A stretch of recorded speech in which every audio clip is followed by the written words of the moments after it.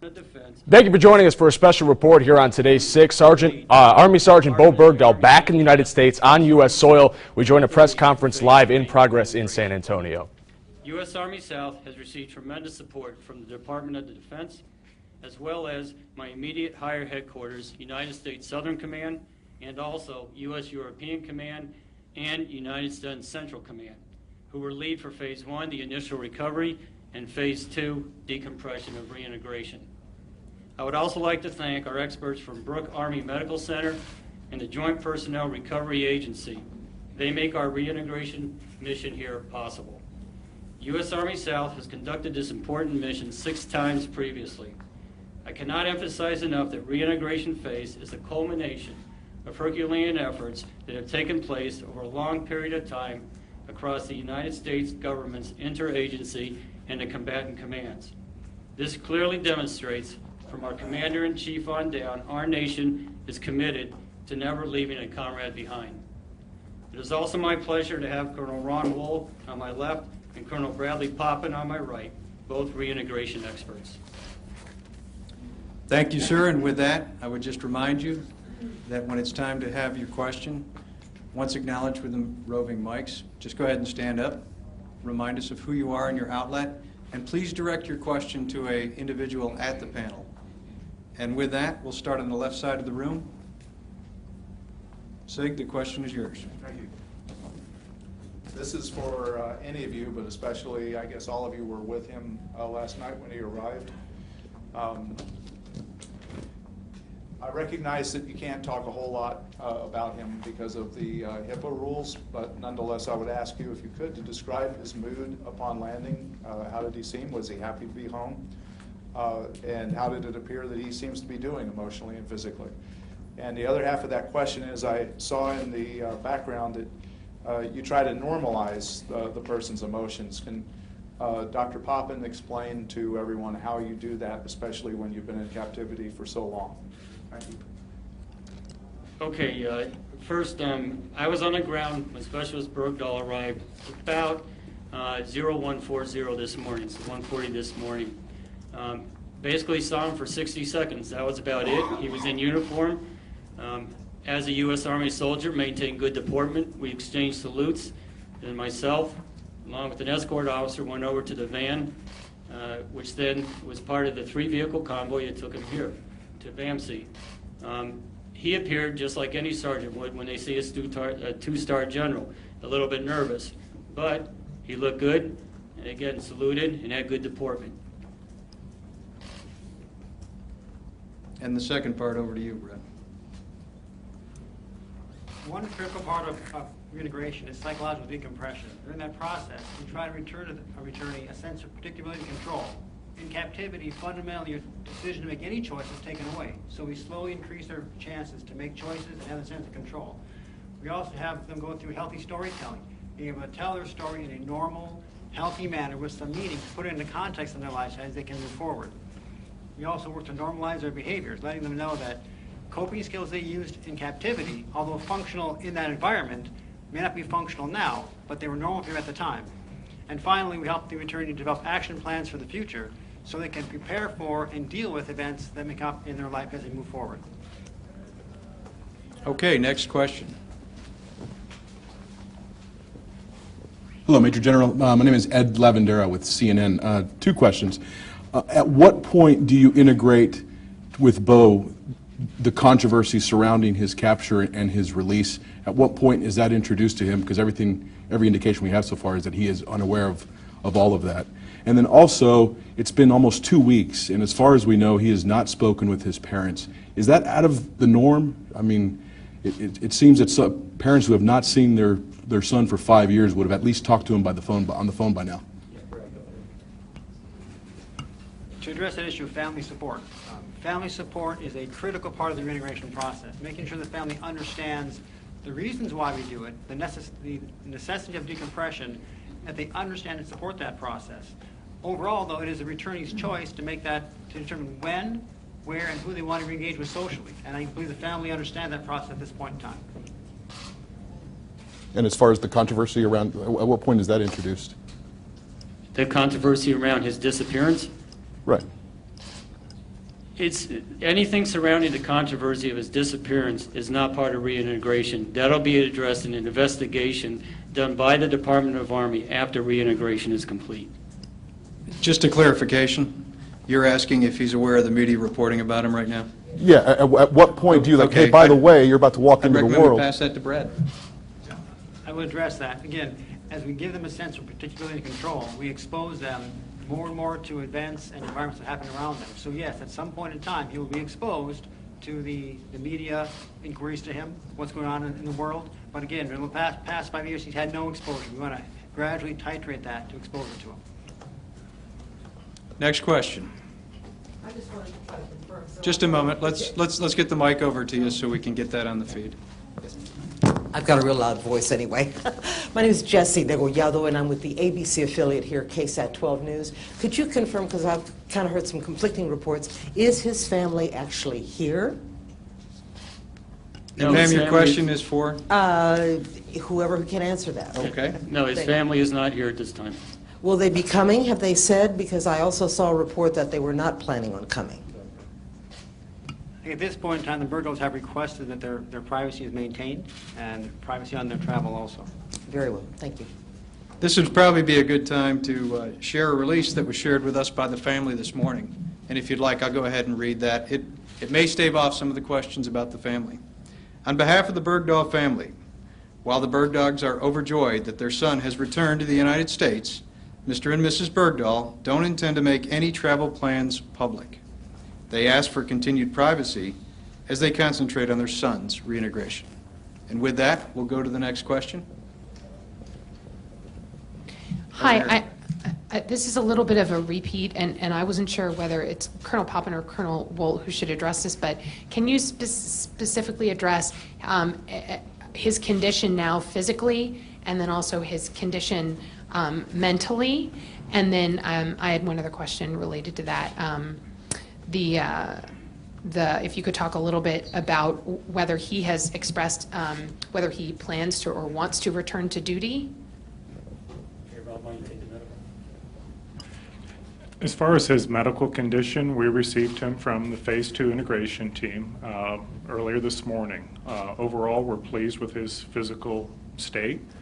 He was able to ambulate and walk into the hospital and seemed to do so in a functional manner.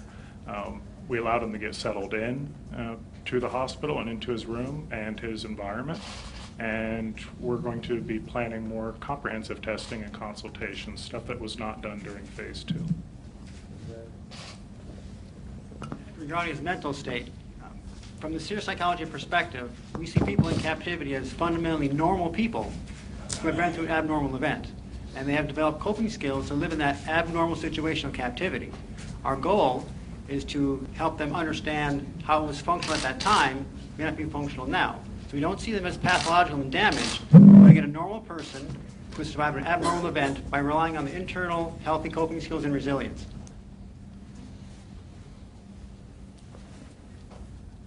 Over here with the mic. Yes. Anything about returning to duty? I don't think we answered that. Brad, do you want to take that on, and then we'll go over here to the left? The goal of reintegration is to return a soldier to duty. Over here on the left? This is Pooja Lodia from KTRK out of Houston. Can you tell us anything about Sergeant Bergdahl's memory of what happened out there? Does he have any memories of the past 5 years? And also, has he spoken to any soldiers who he served with, and are there any plans to have him do so? That's a great question. We're trying to go through a process of debriefs with Sergeant Bergdahl to understand his story. But I would add that at this point, it is truly his story. And I would defer to him to answer those questions at the time he may find appropriate and the command find appropriate also. But in terms of memories, I mean, is he sort of talking to people about what happened there? That is part of the debriefing process, yes, ma'am. And has he spoken to any soldiers out there? The members of the debriefing team, of the reintegration team, do consist of some soldiers. So in that aspect, yes. But are they soldiers who he served with? No. Okay, next question. Over on the right side of the room. Juan Lozano, the Associated Press. I guess if you could say anything about as far as his reintegration process? Is it going to be typical of others that have gone through this? And what sort of any kind of special challenges is he going to face, do you think, that are special to his case? Every reintegration process is unique. And Brad, let me turn it over to you. As General Salvo said, every reintegration process is unique, as is every captivity event. Our goal is to find out from Sergeant Bergdahl how he survived this event, what he knows during the event. I would say it is also unique in the sense of we know that Sergeant Bergdahl was the only service member held in Afghanistan, and thus we know he had no contact with other service members, thus denied the benefit of some type of affiliation with other U.S. service members in captivity. Was there a follow-up? Then I guess sort of in his case, are his challenges going to be more physical or as far as more like psychological, mental? We'll be addressing all those challenges. Reintegration is focused on meeting the returnees' physical, psychological needs, as well as going through the debriefing process, and then also reintegrating back into their social life as normal and healthy as possible. Okay, next question. Alex Perez from ABC News. This has been asked a couple of times, but I'm not sure it was answered. I don't know who can answer it. Can you just tell us more about his demeanor? Is he cooperating? Is he communicating? Is he excited? Is he sad? What can you tell us about his demeanor? Well, the fact that he has finished phase 2, which is decompression, means that he's ready to do more interacting with the debriefers and also with the medical team. So slowly but surely it's improving. And the rate of progress is solely on Sergeant Bergdahl. The team here are the facilitators to get him to progress. And then my follow-up would be, is he being encouraged to reach out to his family, even though it seems at this point he doesn't want to speak with them? Again, the reintegration process is driven at the pace of the returnee. The goal is to provide him the chance to make those decisions and predictability and control. He is driving the process at this point in time.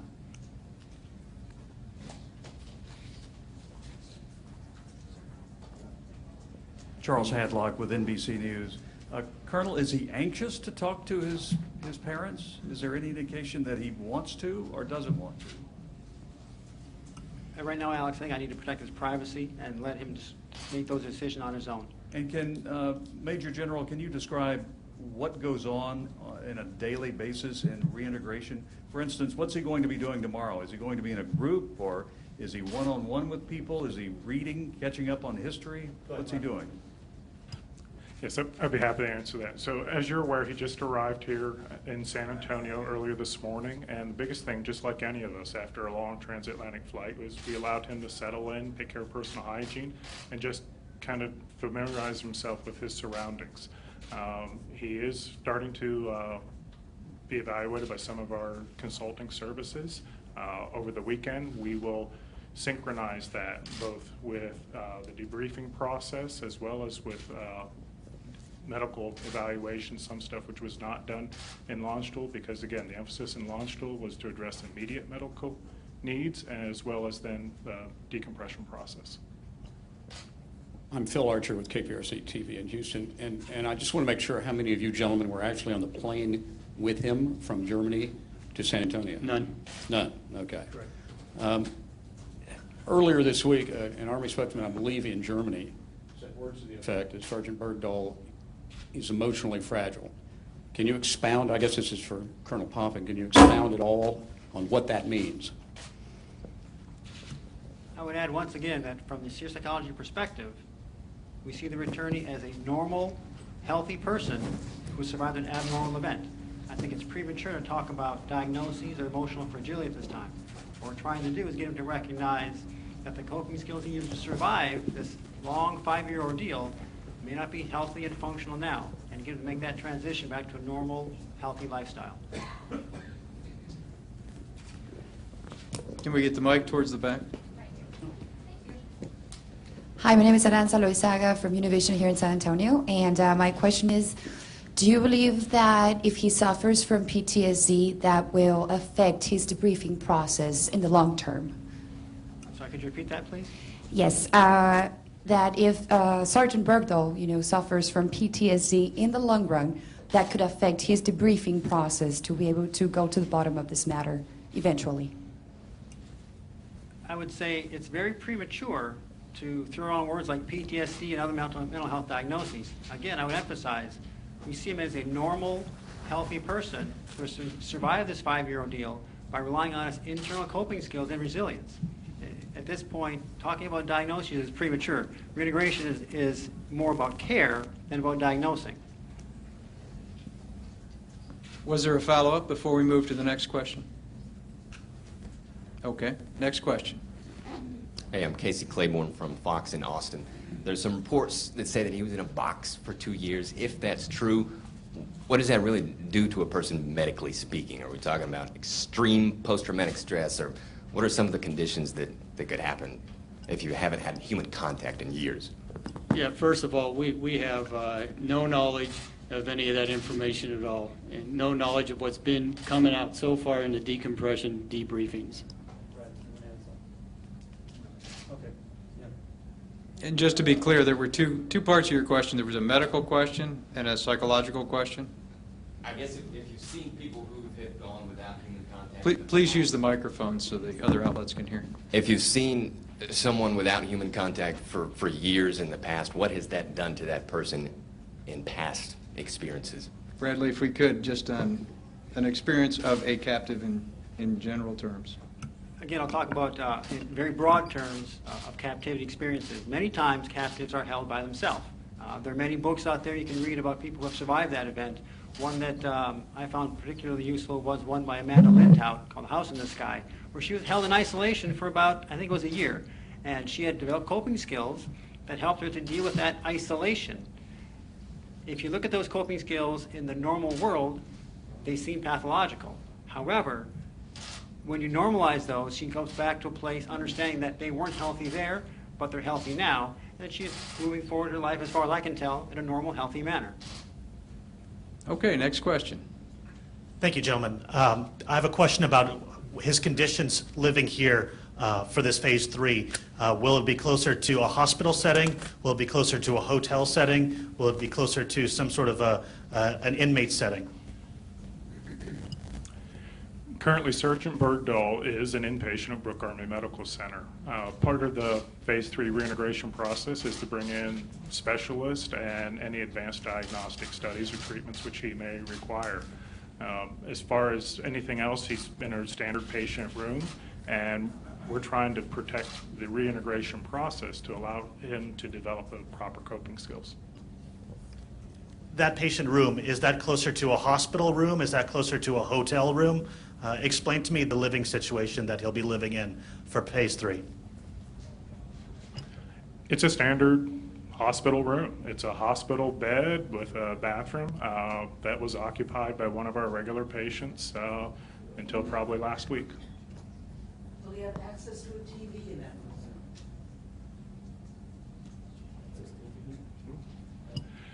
At this time, no. Part of this is with the debriefing process, and it's a slow kind of the decompression, just to bring them up slowly and reintroduce them to some of just what's been transpiring over the past 5 years. If I could just remind you all, please ask for the walking mic when you go to ask your question so that we can all hear it.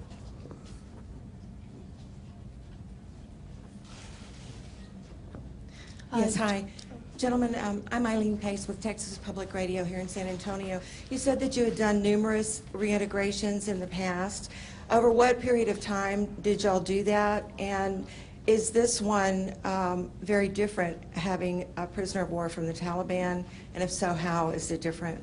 We've done 6 reintegration missions. Starting, first one was in 2007. And again, every reintegration mission is different. Is it possible that there is a relationship between the length of time that this individual was imprisoned, or can it just, I know it will vary from individual to individual, but... In general, the longer a person's period of isolation and captivity, the longer the integration process would take. But again, each case truly is different on how quick the person can move through those phases. And just to correct the record on the status, prior to entering into reintegration, Sergeant Bergdahl was considered captured missing. Next question. Julia Hart, Wall Street Journal. I was wondering how you determine when phase 3 reintegration is complete, if there are specific targets that need to be met before it's considered complete. It's a combination of medical and then also behavioral, and Brad, go ahead, start. A lot of that relates again to the psychological decompression. So he understands not only what's happened to him, but he starts to understand what's happening in the world around him and be able to make those choices of how and when he wants to engage with work, family, his public life again. So again, how do you specifically tell when he is at that point? Are there tests? Are there specific, how do you figure out when you're done? The reintegration team working with him will make those determinations internally. Here in the front, can we bring a mic, please? Thank you, doctors, again, for doing this. So can you talk a little bit about the barriers that he's going to, what you see as the barriers that he's going to face? I know you talked about his resiliency and the strengths that he has, but are there traditional barriers that he would face? But then also, I think some of us are curious about unique ones that he might face because his case has gotten so much attention and there have been these different issues. Could you please rephrase that question, please?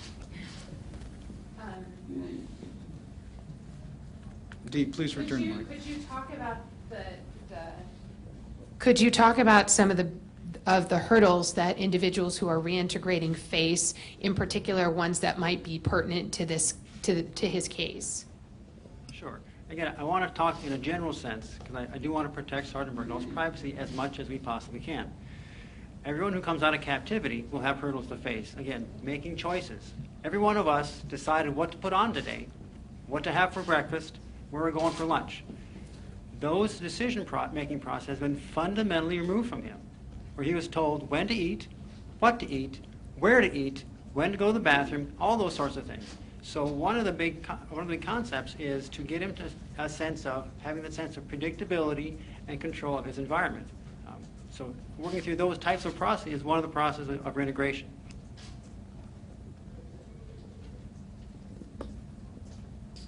Ashley King with Fox San Antonio. I know his family's not here right now, but what type of reintegration process do they have to go through to make sure they don't jeopardize him during this time? Again, the U.S. Army and Army South has had a family assistance team with the Bergdahls from the initial notification that their son was in captivity to help them understand the dynamics of captivity, but also to understand what the reintegration process is about, how it's important for their son to go through a proper decompression and give him the choice to make those choices of who, when, where he wants to engage with things socially.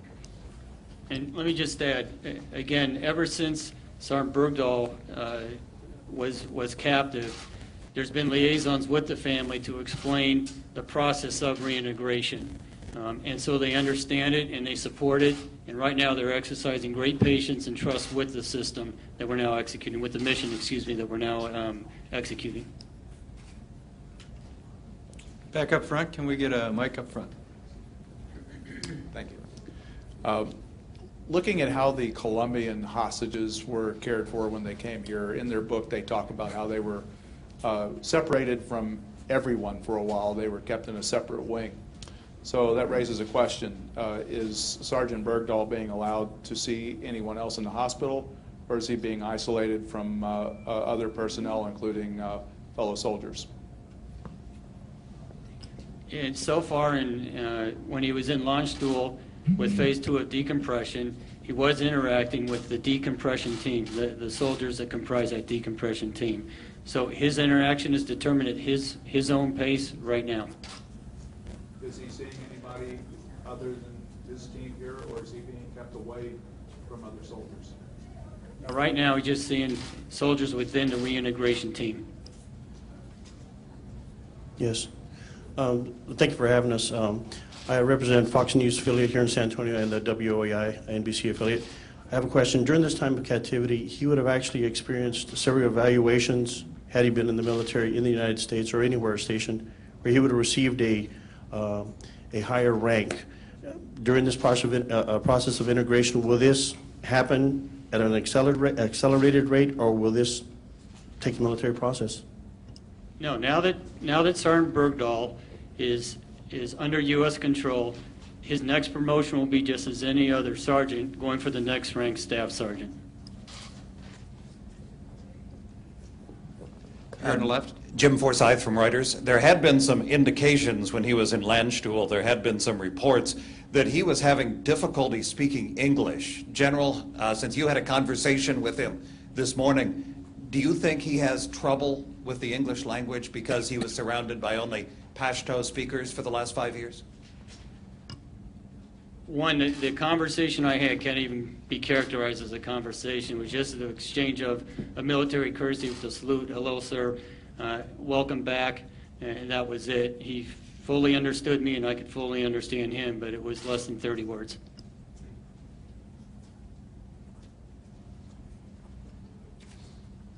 On the right, towards the back.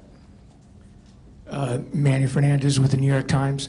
Can you talk a little bit more about what he saw the moment he stepped off the plane this morning? Who was there to greet him, honor guard? What was the environment like the moment he stepped off the plane?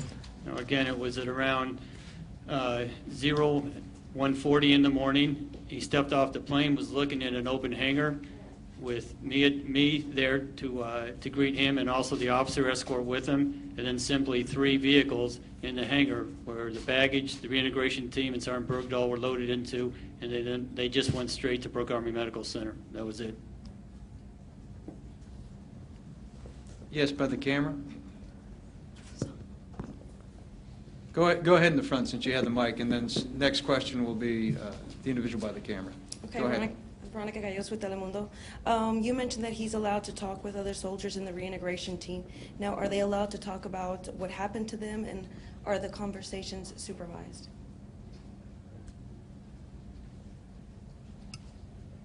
During the reintegration process, the conversations aren't supervised, but they're really focused on his health and welfare. His exposure to things that are happening in the outside world was unknown for the last 5 years, and they will gradually reintroduce him to what's going on in the world overall. Okay, in the back. Yes, can you just elaborate some more? Is he speaking in English only, or is he speaking more than one language through this reintegration process? Well, again, the 30 seconds of exposure I had to him was just in English. So from my point, it's English. Yes, sir. I've actually had a little more time with him just briefly when he arrived on the hospital ward. Just brief introductions, any needs that he had, and a very limited physical examination. Again, purpose being to let him settle in. He spoke in English. And as far as any earlier reports, I was not there for that. But overall, our assessment is he just did not have the opportunity the past 5 years to practice and speak his English. Okay, second row, can we get the mic up there, please?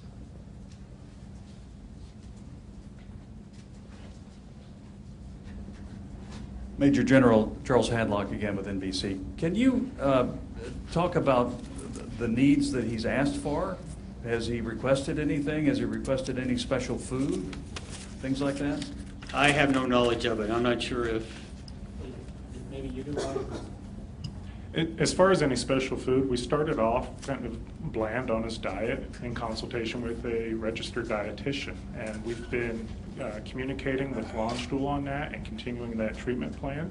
He's actually advancing his diet nicely and making choices. Again, that's part of reintegration, is allowing him to make those choices. He has not had that control for 5 years. Has he requested anything in particular? Not in hamburger or particular. something? I will tell you peanut butter is a favorite. Okay, we have time for about 2 more questions. Yes, sir. John Salazar with Time Warner Cable News in New York. What can you guys say about his captivity? There were some reports that he had been tortured. What can you tell us about his physical well-being? And the second question is, what can you tell us about his military contract? Has it expired? Has it been extended? Where does he sit with the government? Well, one, we cannot comment at all as far as conditions of captivity. That's with the debriefing and ongoing process right now. As far as his contract, he's considered active duty as an active duty sergeant in the United States Army, and so he's just like any of us sitting here right now. If that answers your question. But there is an end time for a contract. you sign a contract, you sign it for 3, 5, 6 years. Well, his re-enlistment time period eventually will come. I have no idea what it is right now. Okay, final question. Ashley Johnson, Fox 26 in Houston. Is there a time frame? I know he's controlling this process, but is there a limit on eventually trying to get him a time frame where his next step would be getting back into normal life? Is there an average from this process before that you could tell us? It could be 3 months, 6 months? Again, I would love to tell you it's going to be a certain amount of time. The reality is we don't know. There's no average time of reintegration. Each case is unique and different. I think this case is particularly unique for its length, over 5 years. And again, we know that he did not have any contact with U.S. service members during captivity. He did not have a chance to have fellowship overall. So he will proceed at his pace. Okay, I want to thank you all very much for your time here this afternoon. Just a reminder, if you have follow-up inquiries or responses to query that you're seeking out from the Mission Command for Reintegration Phase 3, which is U.S. Army South, please reach out to my team who's here supporting the press conference today, or refer to our contact information in the press kit. Thank you very much. Thank you, guys. Thank you. You're watching a Today's 6 breaking news update, a press conference in San Antonio discussing the return and reintegration of Idaho Army Sergeant Bowe Bergdahl. He was in uniform when he returned to the United States overnight. He's currently at Brooke Army Medical Center at Fort Sam Houston in Texas. Now, you'll remember Bergdahl was held captive by the Taliban for nearly 5 years. Bergdahl is said to be in stable condition and working every day with mental and physical health professionals. Bergdahl has not yet spoken with his family. The Bergdahls are not in Texas. They've released a statement expressing their desire to keep travel plans private. According to the press conference, the soldier usually determines when to reunite with family. Fox News is now reporting that Bergdahl was held in solitary confinement for 2 years in a 6-foot metal box. U.S. Army experts now say Bowe has finished Phase 2 of reintegration called decompression. He's slowly improving and will start to increase interaction with the outside world. We'll have much more on this story on Today's 6 at 5 and 6 o'clock. Thanks for joining us. We now go back to your regularly scheduled programming.